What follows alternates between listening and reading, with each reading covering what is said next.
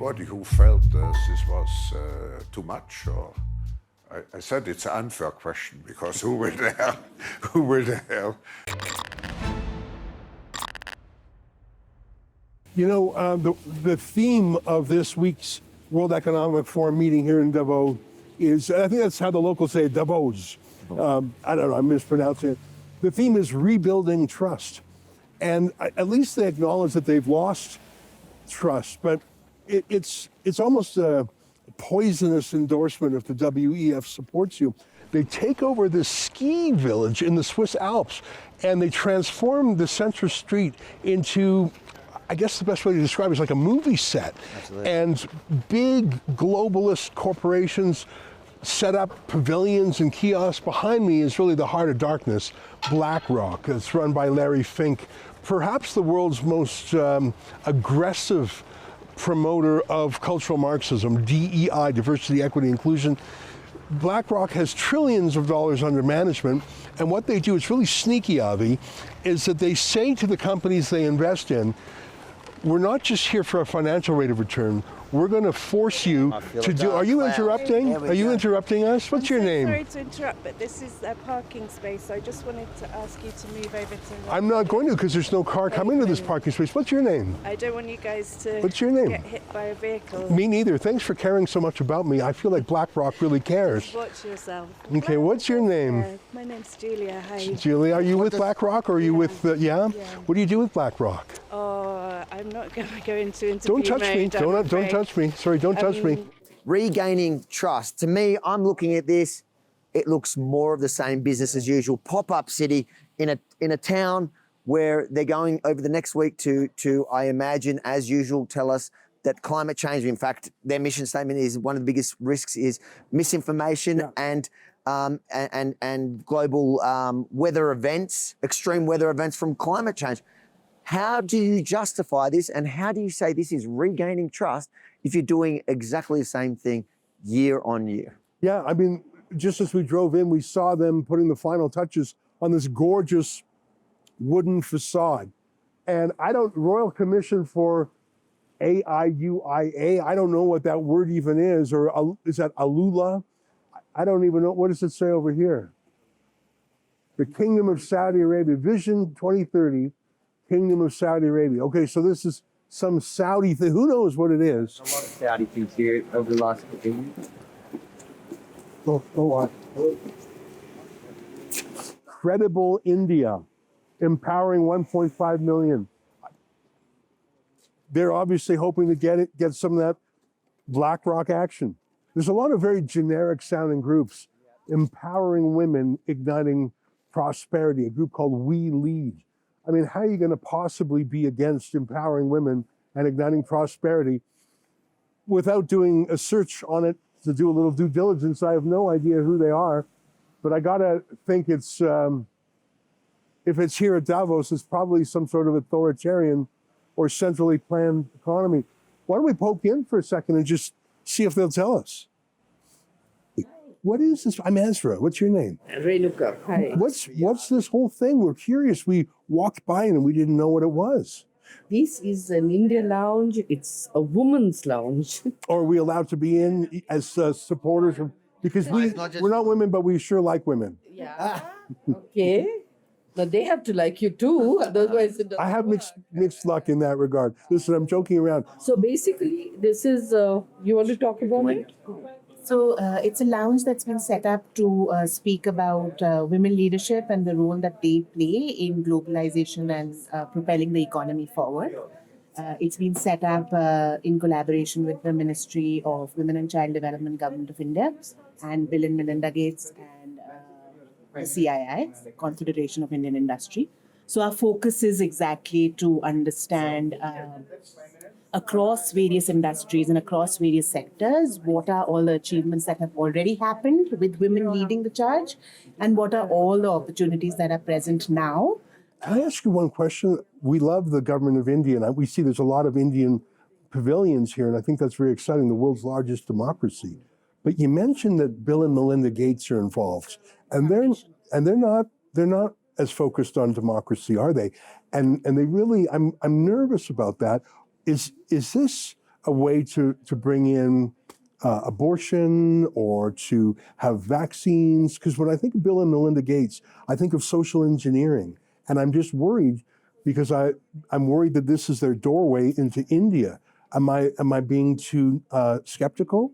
No, we've been working with them for a long time, and don't find a story where there isn't a story. Okay, well, tell us what they're doing. Why would they, what is their goal here? No, you're focusing on them. Well, I mean, you mentioned The them. focus here is on the Indian Minister for Women Leadership, and she is going to be talking about women leadership in India and globally. And that is the focus of the whole thing. Okay, well, listen, that sounds positive to me. Yeah. But I tell you, when you said Bill and Melinda Gates, it was like bland. No, that's why I said don't look for a story where there's no. Well, I think there's a story somewhere here. What is their Come back again when the minister. When's the minister coming? When the session is happening to find out the real. Okay, and do you know what day that's happening? Yeah, tomorrow onwards it will happen. Tomorrow, 6 in the evening, we have a press conference. You are welcome. Thank you very much. You're very friendly. Thanks for welcoming us. You're a lot nicer than the guys at BlackRock. All right, well, good luck, ladies, and we might come back tomorrow. Go ahead. Bill Gates going to come here? No, he's not. Oh, he's not. I don't for a story. He's busy. I would tell you. We don't need to look for a story. Wherever Bill Gates is, there is a story. He's not here. Okay. But there are many different stories here. You can come back. We'll come back. Thank you so much. Thank you Thank for that you. warm welcome. Bye, ladies. Good luck. Keep it up. Cheers. And the thing is, you look at those people and you can't fault them when Bill Gates comes in with all this cash, and these people obviously need the money for. I don't know what their organization. I don't know if it's good or evil. I don't know exactly anything about it. You know what? I'm worried about it. I mean, India is not a rich country per capita, but it is an enormous country. It has an enormous GDP, an enormous budget. They don't actually need Bill Gates's money to do what they want to do. And Bill Gates does nothing for free. There's always an angle, an ideological angle. And so it makes me nervous that he's burrowing his way in, not just to our countries in the West, but he's burrowing his way into India. I don't know. I mean, listen, they were lovely ladies, but I was not pleased with what they revealed unprompted. But I'll give them They were proud about Bill and Melinda Gates until. Yeah, they kept saying, don't make a story where there isn't. They were the ones who told me. Are you guys with the Ukraine Pavilion? Do you speak any English? Speak a little English? A little bit. When is this open? Does this open tomorrow? I think yes, tomorrow open, but today no. Still setting it up? Yeah. So is the President Zelensky speaking here? Yeah. What day is that? We don't know. Tomorrow. We are not from here. Or are you just the local folks, are you? Yes. Okay. Do you know that it's our set here? You know that? What do you mean it's your set? Our set. It's our setting. I- We try to make a broadcast piece. Okay, you're trying to make a broadcast. All right, so We're working here. we're sorry. You are asking our people. We, You're the only one in the world. No, that's not true. I tell you, they're not used to citizen journalists, are they? They're used to everything handled by PR firms and Never seen somebody get so upset about like walking into a set that I didn't know was a set. And interesting, because it's all set up.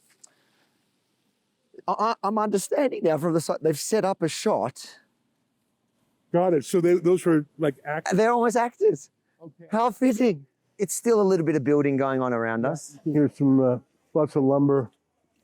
Hi, how are you? See you again. Thank you. Talk when you're Yeah, home. nice to see you. I remember we had a great chat last year. Did you see the videos we made? You made a lot of noise. Very good. But 53 years after the WEF was founded, they have 75 million children working in their supply chains. This is absolutely unacceptable. And we have high officials from the government of Canada, like the Deputy Prime Minister, Chrystia Freeland, who's a member of the board of the World Economic Forum.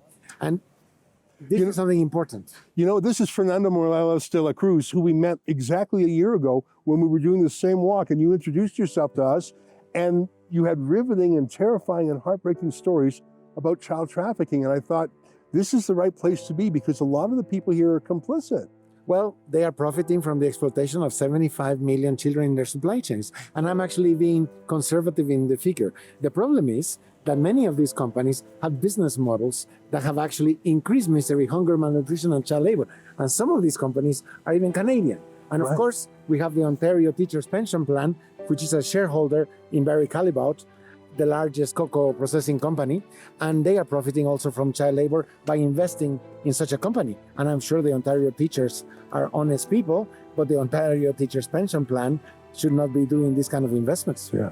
Well, I'm absolutely delighted to see you here again. Me too. And you're proof that not every, there are people here who come to speak truth to power. And I'd put you in that category. Yeah, I'm outside of the web. Yeah, us too. All right, well, nice to say, thanks for coming over to say hello. I'm flattered that you remembered us from last year. You are unforgettable, especially because here you are one of those good birds in the middle of all of this dangerous. Well, you're very nice to say, Fernando. Thank you very much.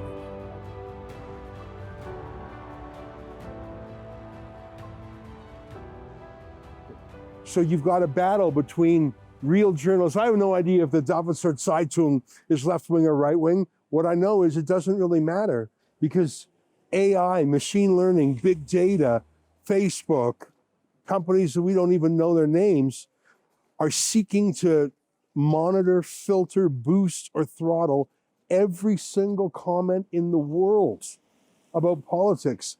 And not just misinformation and disinformation. Klaus Schwab himself talks about AI replacing elections altogether. There was an incredible clip of him saying we should be able to detect what the people want and AI can give us the result. It was just shocking. You do not even have to have elections anymore because you can already predict and afterwards you can say, why do we need elections? Because we know what the result will be. But the thing about the World Economic Forum is they really are a conspiracy theorists' worst dream come true. But if you just point to what they're saying, the regime media says, oh, no, that's a conspiracy theory. No, Klaus Schwab said that. He's not hiding it. And I think it's important to note this time, last time we came here last year, and in fact, the last 2 years, I think, there was a big focus on climate change. You saw every single branding was about climate change in one way or another. This time it's different. Is that they're regaining trust, I guess? Are they pulling away from the climate? I doubt it because they're in there. They're still talking about inflation and poverty. People aren't buying climate change as much this year as they were last year. And this year, it looks like the focus is AI. Is that the natural progression? Is it because that's where they want to go? I don't know, but you're seeing it everywhere. And they're talking about trustworthy, we'll see in a minute, trustworthy AI. Do I trust these guys here with anything, let alone artificial intelligence? No bloody way. What about you, Ezra?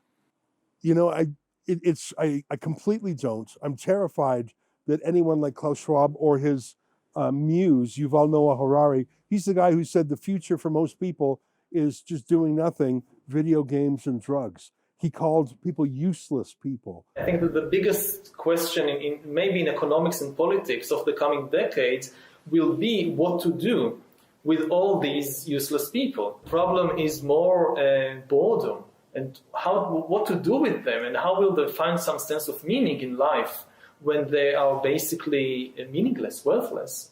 My best guess at present is a combination of drugs and computer games.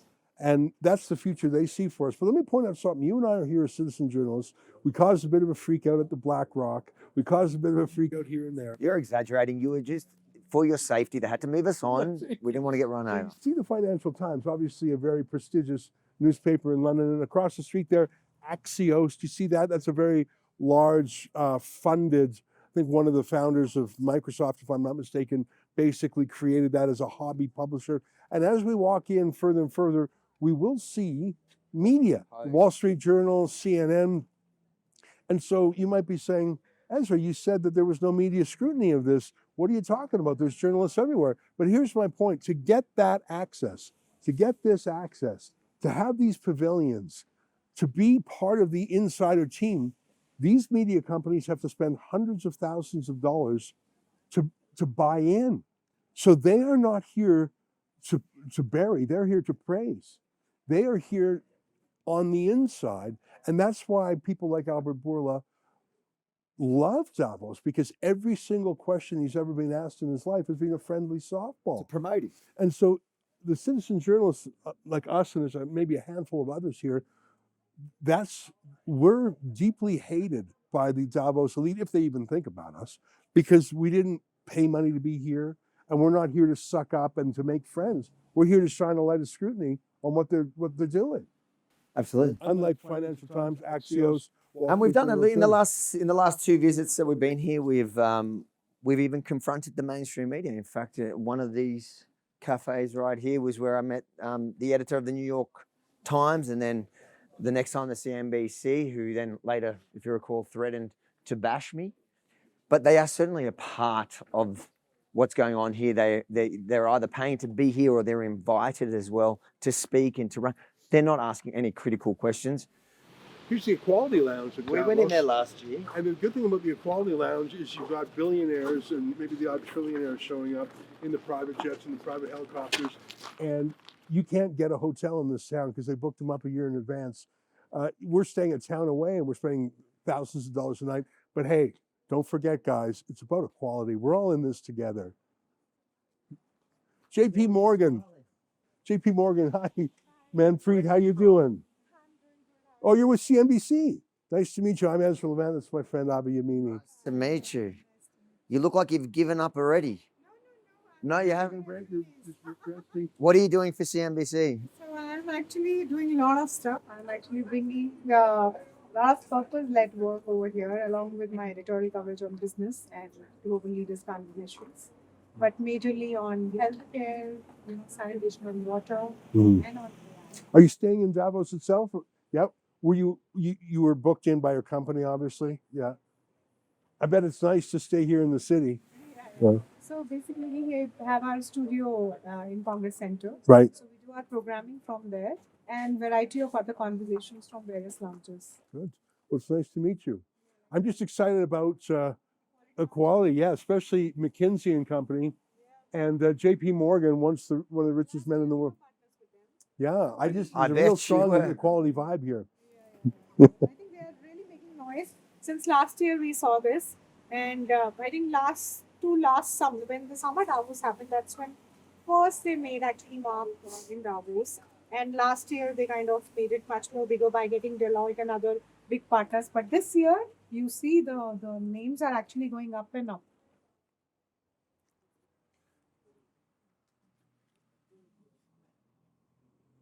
All right. Well, listen, good luck in the days ahead. All races, all gender expressions, all gender identities, all ages, all religions, all sexual orientations, all cultures, all abilities, and all mindsets. Then those bigots left out all species. How dare these bigots be so species-centered? I am full of rage. We are here, Ezra Levant. WEFreports.com. It's called the Congress. This is where it all happens. So those clips that you see that comes from in there, there's a lot of little rooms in there where all the secret meetings also happen that you don't see on camera. That is the House of Evil. Yeah, and again, even there's different layers. There's the sanctum sanctorum, the very inner sanctum. That would be where Klaus Schwab and people like Larry Fink and Chrystia Freeland have their private confabs with the Bill Gateses and the George Soroses. Those are off the record. Unlike if some of those meetings were to happen in Washington, D.C. or Ottawa, Canada, there's no lobbyist registry here. There's no disclosure or transparency. There's no access to information requests. What's done in Davos stays in Davos. There are certain things that they want to show the world, and so certain things are live streamed, and those are crazy enough. As shocking as they are themselves. Yeah, but I think the reason why people spend hundreds of thousands of dollars to come here as official guests and with pavilions is because there's so much dirty money and so many dirty deals done here. It's really unrivaled that way. I mean, the United Nations, obviously, there's a lot of politics and diplomacy and national security and military stuff. But this is where the BlackRocks of the world and the McKinseys of the world do their commerce beyond the eyesight of the SEC or the Foreign Corrupt Practices Act or the Foreign Agent Registration Act. This is basically a parallel crypto government. And people always say, oh, when they just because the World Economic Forum says you're going to eat bugs or you're going to own nothing and you're going to like it, people say, well, that's not binding. No, but it's certainly persuasive. For example, in Canada's case, if you've got the Deputy Prime Minister, Chrystia Freeland, listening to all this Build Back Better, Great Reset, Eat Bug stuff, and then she goes back to Canada and it pops up as Canadian policy. Yeah, the final decision, I suppose, was made in Ottawa, but the laboratory for the bad ideas is here. This is a bad ideas laboratory that is being pumped through the arteries of the world into every country. That's why I'm worried about learning that India has teamed up with Bill Gates on some project, because Bill Gates is not a selfless man. In fact, he visited Jeffrey Epstein literally dozens of times. He's a diabolical man. Even after. Yeah. And so to learn that Bill Gates is involved, that's the poison in the World Economic Forum. And it's not just coming into Western Europe and America, it's being pumped into these developing countries too. As of tomorrow, this will be the closest we get to the inner sanctum. That's literally going to be like a prison watchtower up there where I presume they have facial recognition cameras and all sorts of things. You can see, as you point out, it says no entry now. Yeah, that's right. So this will be off limits to us tomorrow. Well, that's it for our walk along the promenade in Davos. You know, you can see it being transformed in front of your eyes from this beautiful ski town high in the Swiss Alps to a propaganda engine where storefronts are literally being posted over by different lobby groups and AI groups and regime media. It's quite something to behold. By tomorrow, though, this place will be ready for prime time. And this sign behind us that says no entry, well, that's going to apply to us because Avi and I have been denied accreditation. I wrote to the World Economic Forum this year. I said, look, we're coming and we're going to do stories about you no matter what. Why don't you let us in so you can at least engage with us and tell us your side of the story? We're going to be there anyways. Why not have some input? They refused even to acknowledge it. Look, they don't want outside voices. They want people who are compliant with the narrative. That's why tomorrow will be no entry. Now, Avi, this is your third time at Davos, so you're the old hand.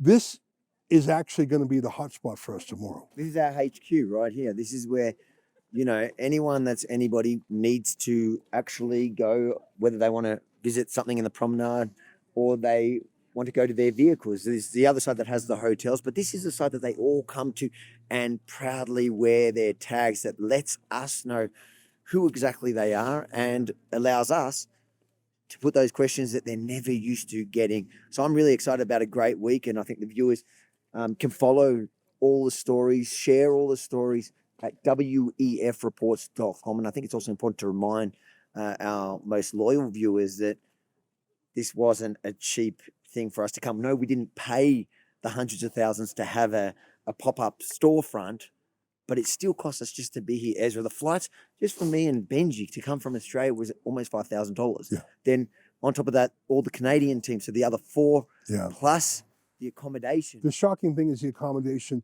Every hotel in Davos is booked up, every Airbnb. So we're staying an entire town away, but still prices there are, in fact, the place we're staying, the guy puts it for sale just 1 week a year because he knows he'll make more money in that 1 week selling to someone who wants to be here that almost covers rent for the year. It's insane, but that's the only way we can be here without spending 2 hours each way in travel time. And I don't want to do that because I want to spend the time reporting, editing, putting out content. And we don't know who we're going to get.